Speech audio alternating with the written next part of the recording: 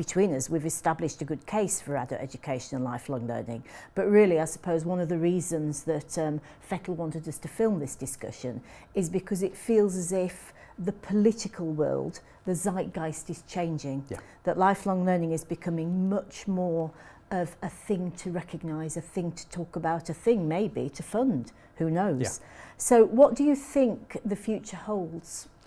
I think it would be nice to see a comprehensive approach from government around adult education, and not just saying, okay, you've got this amount of budget which does this amount of things.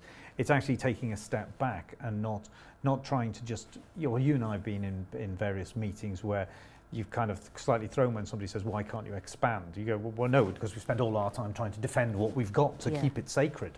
So again, trying to look forward to the changes in society and saying, okay, where with automation, with all of the job changes, is the National Career Service fit for what is going to happen in the next 20 years?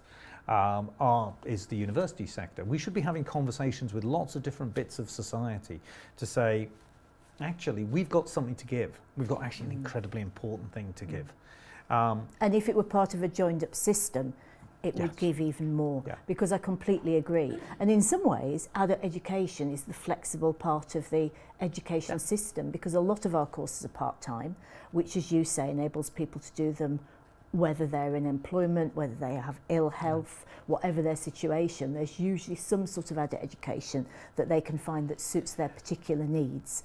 And if it were part of a joined-up system, you could see a way in which the whole of society would benefit. Yeah, and I think it's this idea, and I started at the beginning by saying that we should have adult education all the way through our lives, but also realise is that, and one of the things that's interesting, because we have to go out to lots of students, we have quite a sophisticated marketing operation. What we realised was age wasn't really actually the determining factor; it was point of life.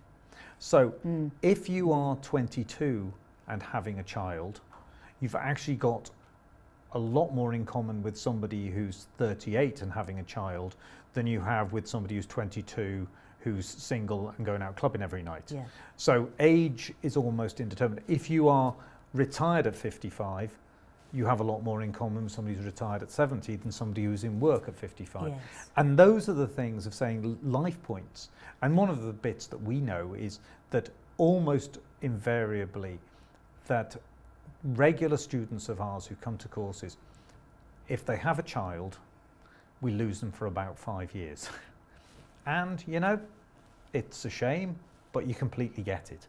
And then they come back when they've got kind of a bit more control of their lives. So life stages is really important, and knowing that we'll be there for you when you make that choice, and we'll send you the gentle reminder, obviously subject to GDPR and various other regulations, that we still want you back in your Italian class or your creative writing class. Oh, I must say, I'm terribly proud this week. This will date it if people are watching this in 2 years' time. We've had at City Lit our second Man Booker Prize winner. I didn't know it was the second. So Andrea Levy was the first one many years ago. Andrea's a great alumni of ours and a fellow of the college. But Anna Burns this week. In the 1990s did creative fiction at City Lit. So, who says you don't get job outcomes from so-called and actually, interestingly, it doesn't necessarily happen the month after you leave either. No. Because that's another thing, is accepting that it might take people a bit longer to have a positive outcome. They don't necessarily get their full-time writing job the minute they leave their creating fiction course. I'd love to find how you track her on destination data over those 25 years. Make sure you put her down. Yes, exactly. But no, I think that's for us the great pride of the fact that people do things and it comes back. You plant seeds. The seed doesn't necessarily germinate immediately, but it adds to their lives. Yes, and people don't necessarily progress like that either. It's much more intuitive. I mean, if 28 years ago or whatever it was, I hadn't done my Spanish course at City Lit, I probably wouldn't be sitting here. Has it made me fluent in Spanish? No, which I think is French actually, but